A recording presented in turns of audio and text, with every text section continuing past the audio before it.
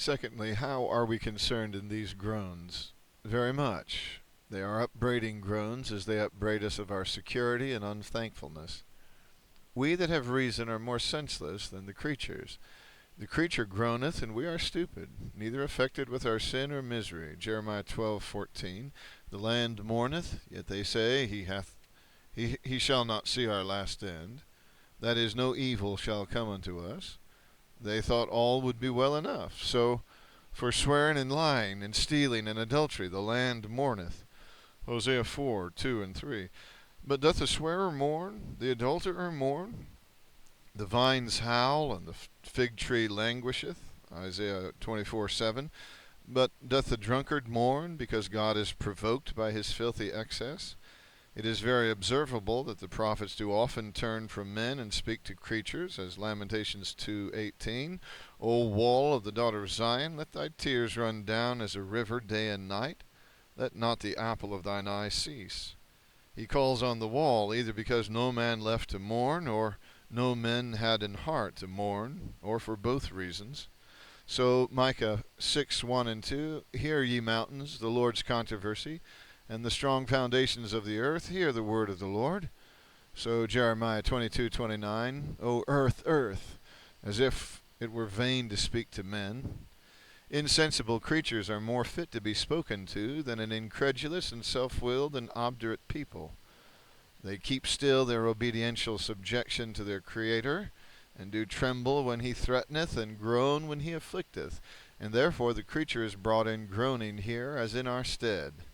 The earth groaneth, which hath not sinned, but only suffereth for sin, to upbraid the hardness of our hearts, because we who are the criminal parties groan not. They are awakening groans. It is spoken hyperbolically to quicken our consideration, and to represent the more emphatically the great misery the creatures are in while they serve sinful man, especially in fulfilling his lusts. Carnal men do not think of these things, and so have no ear to hear these groans. The creatures speak by our thoughts, and they groan by our affections, namely as they excite and stir us up to sigh and long for a better estate than is to be had in this reeling and uncertain world, where sin hath introduced so many changes. Job saith, chapter 12:7 and 8, Ask now the beasts, and they shall teach thee, the fowls of the air, and they shall tell thee, or speak unto the earth, and it shall teach thee, and the fishes of the sea, and they shall declare unto thee. What was the point he had then in hand? That by the providence of God wicked men may prosper, not only as these things do most serve the wicked, but the strong keep unto the weak, and the great devour the less. But how do the creatures speak, or tell, or declare? Even the mute fishes, that scarce make any sound or voice, or noise. We ask them by our study and meditation, and they answer us by our own thoughts, by the convictions and conclusions we draw from them. There is a great deal of morality in the bosom of nature, and much wisdom to be learned from the creature, if we would pick it out and seriously employ our thoughts that way. This is one lesson among the rest. The creature hath something to say to us concerning the vanity and decay of all things, and a better estate to come. We hear the creature groaning, as it offereth matter to us to sigh, and groan and long for a better estate, that we may be at home with God and free from the miseries of the present world. They are instructive groans, for they teach us many good lessons. They teach us the vanity of the creature, which is often now changed, and must at length be dissolved. To a common eye this world seemeth to be in its highest splendor and beauty, because worldly men judge of things by their carnal affections. Psalm 49:11, Their inward thought is that their houses shall continue forever, and their dwelling places to all generations. They think that their heritages and honors shall forever continue in their name and family, and carry themselves accordingly. Their carnal complacency possesseth them with vain conceits, and when their posterity are swept away and shifted, newcomers that are established in their room are as vain as they. But now, if we bring the word to the creature, and God by his Spirit giveth us an heart to observe these things, we shall see that all is passing and perishing, that the whole world hath a great evil that burdens it, and will at length prove its destruction, namely, sin. that the groaning universe doth in effect say to us, Arise, depart, this is not your rest. Micah 2:10. It is spoken to the Jews. The land of Canaan was given for a rest at first, but by their sin it had lost much of that use. The frequent changes of estate they met with there for their sins was a summons to remove and look higher. It is true of all the world. It is not our resting place, since it was defiled by sin. Therefore the groaning creature should wean us from the world and inflame us with a desire of heaven, where is perfect and eternal happiness. It teaches us the evil of sin. It is the burden of the whole creation, of which it would fain be eased. All the vanity that is upon the creature, and all annoyance which we have from the creature, is the fruit of our rebellion against God, which should make us more humble for sin past, and more cautious for the time to come. So much sin as you introduce, so much you disturb the harmony of the creation, and are accessory to the many destructive changes wrought in the world.